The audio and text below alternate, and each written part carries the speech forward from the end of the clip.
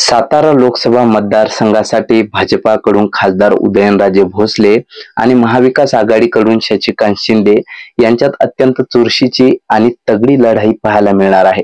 निवडणूक प्रचारापूर्वी शशिकांत शिंदे यांच्यावर आरोपांच्या फेरी झडत असतानाच निष्ठावंत आणि आपला कामाचा माणूस म्हणून प्रतिमा लोकांसमोर नेण्यात ते किती यशस्वी होतात हे महत्त्वाचे ठरणार आहे. तर उदयनराजे सोबत मित्रपक्ष किती भक्कमपणे उभा राहणार यावर त्यांचे निवडणुकीतील गणित ठरणार आहेत. नमस्कार मित्रांनो, मी आकाश पाटील आणि आपण पाहत आहात जुगार.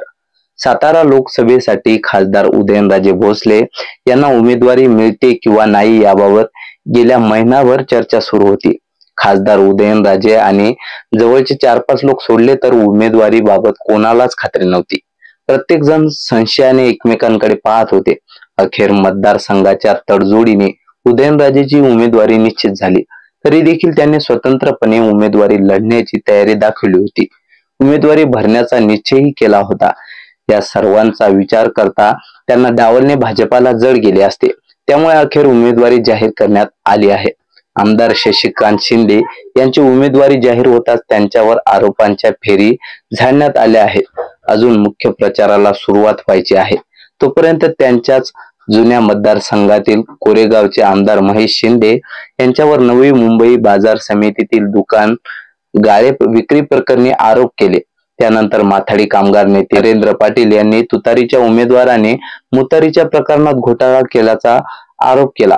सुरुवातीलाच असे आरोप झाल्याने आता निवडणूक रिंगणात प्रत्यक्षात उतरल्यानंतर आरोप प्रत्यारोपांना अधिक धार येणार आहे. विधान परिषद आणि राज्यसभेचे नेते लोकसभेसाठी भिडणार. सातारा लोकसभा मतदारसंघातून भाजपाकडून पोटनिवडणूक लढताना पराभव झाल्यानंतर उदयनराजे भोसले यांना राज्यसभेची खासदारकी देण्यात आली. तर कोरेगाव मतदारसंघातून विधान सभेसाठी पराभूत झाल्यानंतर शशिकांत शिंदे यांना राष्ट्रवादी काँग्रेसने विधान परिषदेची आमदारकी दिली. दोन्ही उमेदवार हे मागील दाराने विधानमंडळामध्ये प्रवेश करणारे नेते होते. त्यांना आता लोकांमधून निवडून जायचे आहे. या निवडणुकीत ते एकमेकांसमोर उभे ठाकले आहेत. आव्हाने आणि बलस्थाने दोन्ही उमेदवारांसमोर सातारा लोकसभा मतदारसंघातील अडचणी आणि विकासाच्या अनुशेष दूर करून विकास कामे करण्याचे आव्हान असणार आहे.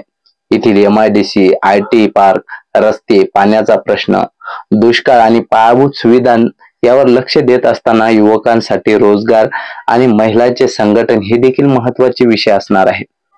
खासदार उदयनराजे भोसले यांच्यासोबत मोठा युवक वर्ग जोडला आहे. या युवकांना एकत्रित ठेवून त्यांच्या रोजगाराचा प्रश्न सोडवावा लागेल. त्याचप्रमाणे शशिकांत शिंदे यांच्याकडेही सर्वसामान्य माणूस आशेने पाहतो. त्या प्रत्येकाच्या अपेक्षांना पात्र ठरण्याचे काम त्यांना करावे लागणार आहे. हे सर्व मुद्दे पाहता तुम्हाला काय वाटतं? कोणाचं पारडं जड राहणार? कमेंट करून नक्की सांगा. व्हिडिओ आवडल्यास लाईक करा आणि जास्तीत जास्त शेअर करा. आमच्या चॅनलला सबस्क्राईब करायला विसरू नका. धन्यवाद.